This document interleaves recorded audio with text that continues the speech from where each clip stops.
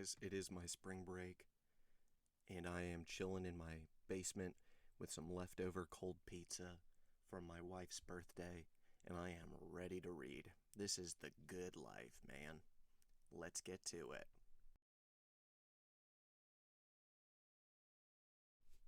Chapter 6 The Deputy Procureur du Roi.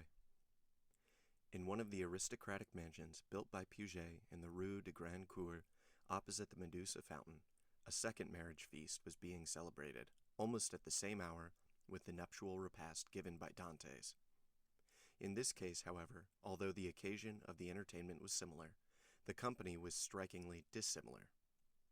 Instead of a rude mixture of sailors, soldiers, and those belonging to the humblest grade of life, the present assembly was composed of the very flower of Marseille society.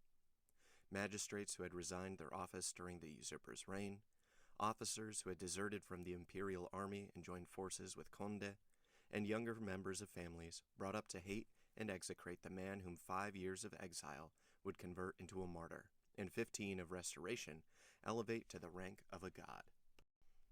The guests were still at table, and the heated and energetic conversation that prevailed betrayed the violent and vindictive passions that then agitated each dweller of the South, where unhappily, for 5 centuries, religious strife had long given increased bitterness to the violence of party feeling.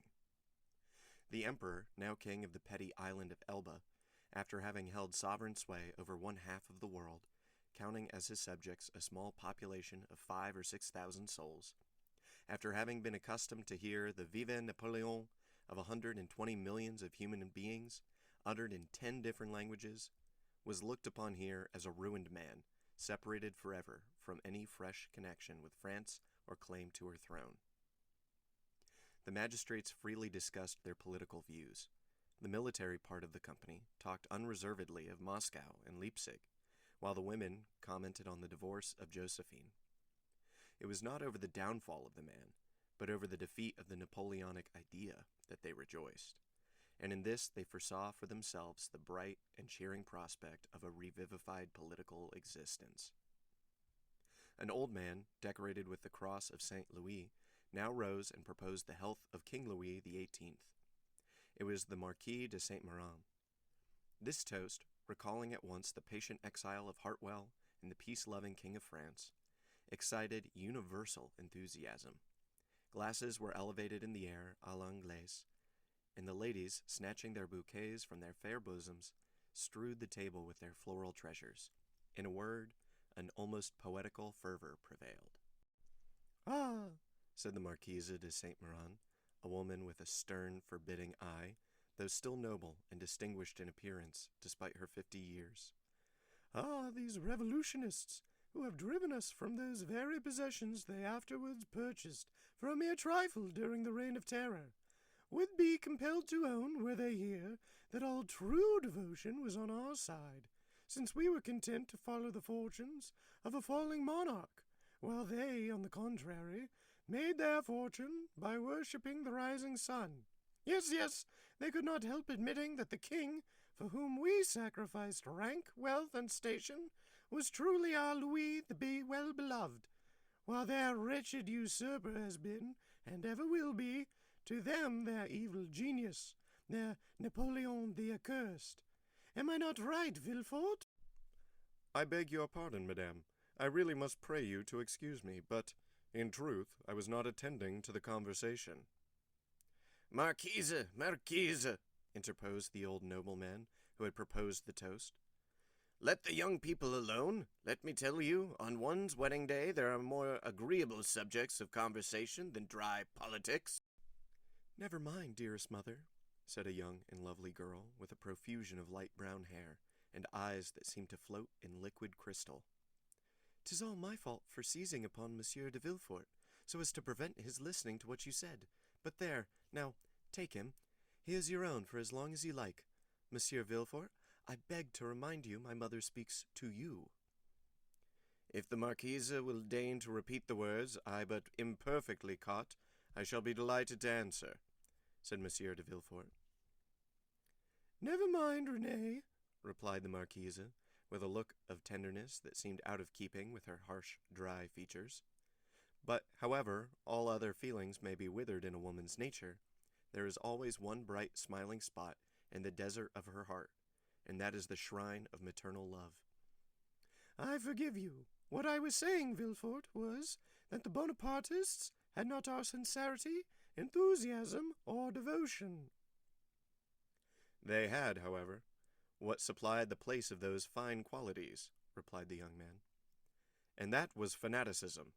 Napoleon is the Mohammed of the West, and is worshipped by his commonplace but ambitious followers, not only as a leader and a lawgiver, but also as the personification of equality. "Huh!" cried the Marquise. "Napoleon, the type of equality? For mercy's sake, then, what would you call Robespierre? Come, do not strip the latter of his just rights to bestow on them the Corsican, who, to my mind, has usurped quite enough." Nay, madame, I would place each of these heroes on his right pedestal, that of Robespierre on his scaffold in the Place Louis Quinze, that of Napoleon on the column of the Place Vendôme. The only difference consists in the opposite character of the equality advocated by these two men. One is the equality that elevates, the other is the equality that degrades. One brings a king within reach of the guillotine, the other elevates the people to a level with the throne. Observe, said Villefort, smiling. I do not mean to deny that both these men were revolutionary scoundrels, and that the 9th Thermidor and the 4th of April in the year 1814 were lucky days for France, worthy of being gratefully remembered by every friend to monarchy and civil order. And that explains how it comes to pass that, fallen, as I trust he is forever, Napoleon has still retained a train of parasitical satellites. Still, Marquise, has been so with other usurpers. Cromwell, for instance, who is not half so bad as Napoleon, had his partisans and advocates. Do you know, Villefort, that you are talking in a most dreadfully revolutionary strain? But I excuse it. It is impossible to expect the son of a Girondin to be free from a small spice of the old leaven. A deep crimson suffused the countenance of Villefort. "'Tis true, madam," answered he, "that my father was a Girondin, but he was not among the number of those who voted for the king's death. He was an equal sufferer with yourself during the Reign of Terror, and had well nigh lost his head on the same scaffold on which your father perished." "True," replied the Marquise, without wincing in the slightest degree at the tragic remembrance thus called up. "but bear in mind, if you please, that our respective parents underwent persecution and proscription from diametrically opposite principles, in proof of which I may remark that, while my family remained among the staunchest adherents of the exiled princes, your father lost no time in joining the new government, and that while the citizen Noirtier was a Girondin, the Count Noirtier became a senator." "Dear mother," interposed Renée, "you know very well it was agreed that all these disagreeable reminiscences should forever be laid aside."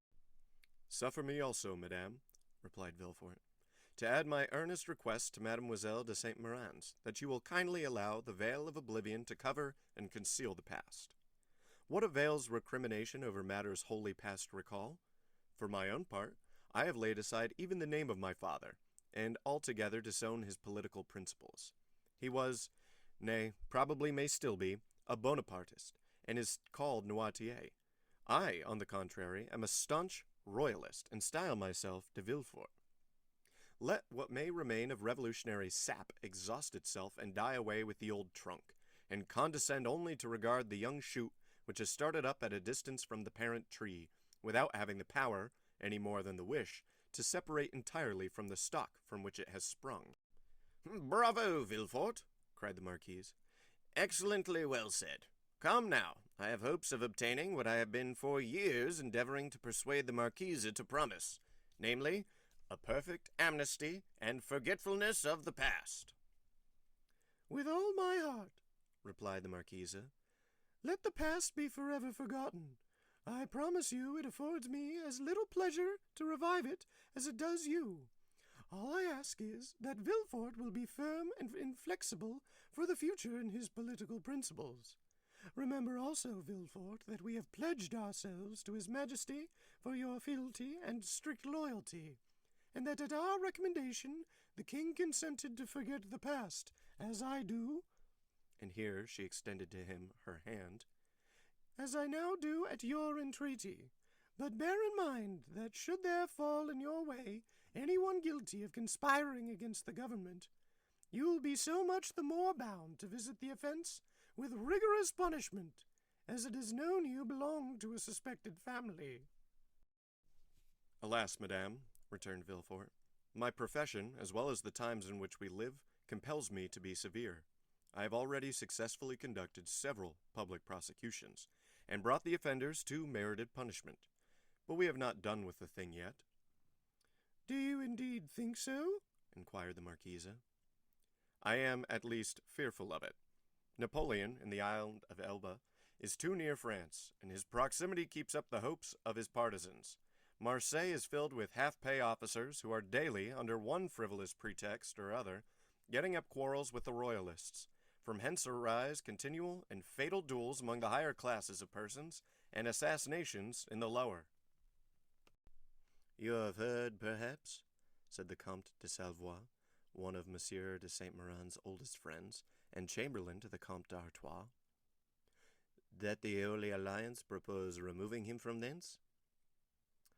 Yes, they were talking about it when we left Paris, said Monsieur de Saint-Méran. And where is it decided to transfer him? To St. Helena. For heaven's sake, where is that? Asked the Marquise. An island situated on the other side of the equator, at least 2,000 leagues from here, replied the Count. So much the better.